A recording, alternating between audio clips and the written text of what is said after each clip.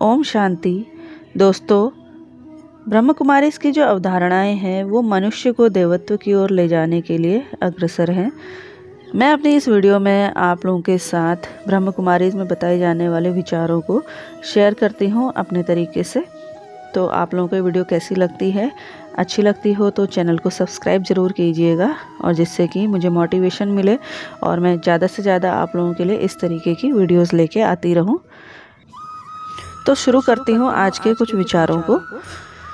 जब कभी लगे कि चारों तरफ से समस्याओं ने घेर लिया है, परमात्मा भी परीक्षा ले रहे हैं, और ऐसे कठिन समय में भाग्य को कोसे बिना मुस्कुराकर आगे बढ़ने की यदि आप में हिम्मत आ जाए तो समझ लीजिएगा आप साधारण इंसान नहीं हैं।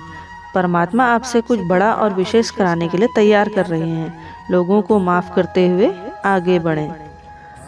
कोई हमारा बार बार अपमान करे, ये उसका संस्कार हो सकता है, लेकिन क्या अपमान के बदले में सम्मान नहीं दे सकते? सबका सम्मान करना अपना संस्कार बना लें।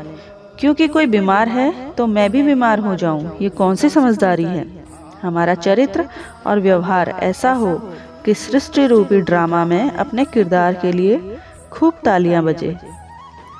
भोला अर्थात जो सब कुछ भूल कर व्यवहार करे, और कुछ भी भूलने के लिए मन का सरल, नम्र और निर्मल होना अति आवश्यक है।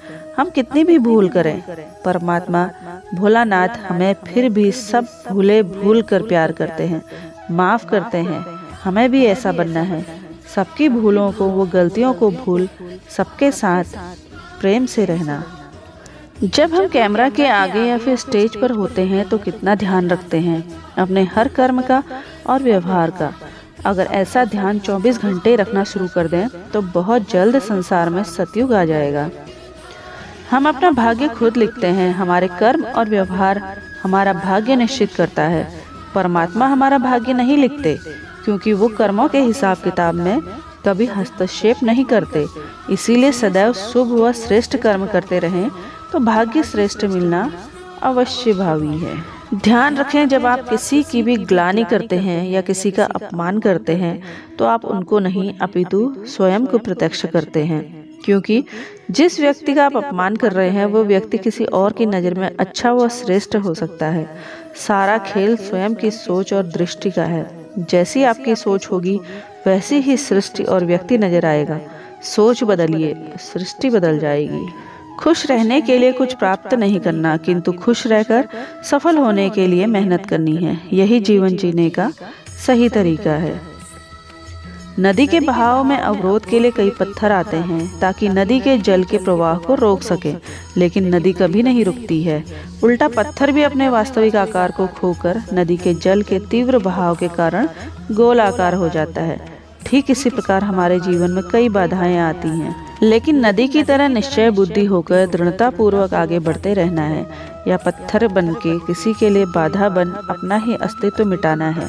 ये निर्णय हमारा है।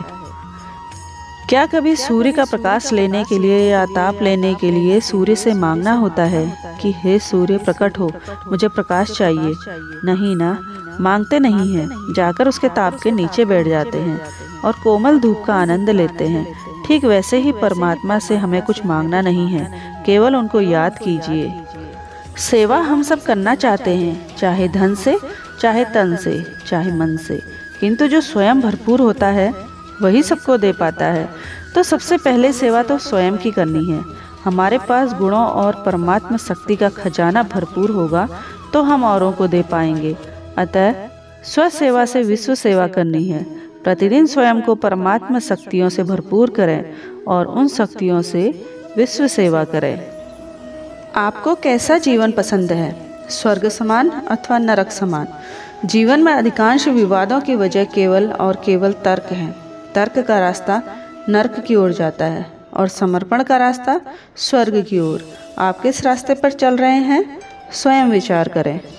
जब परमात्मा अपनी रजा से कुछ देता है, यहाँ पर रजा का मतलब है खुशी, तो वो हमारी सोच से परे होता है।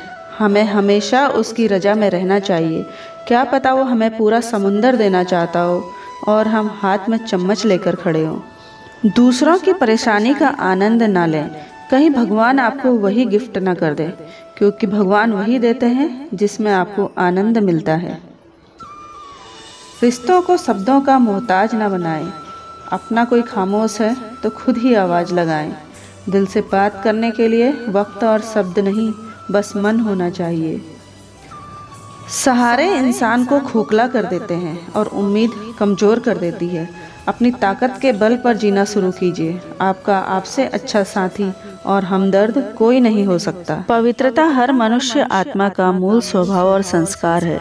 पवित्रता केवल ब्रह्मचर्य को नहीं दर्शाती, किंतु मन वचन कर्म में पवित्रता होनी चाहिए। पवित्रता ही सुख और शांति की जननी है। अगर जीवन में सुख और शांति की कमी है तो अवश्य कहीं न कहीं पवित्रता में कमी है। ओम शांति।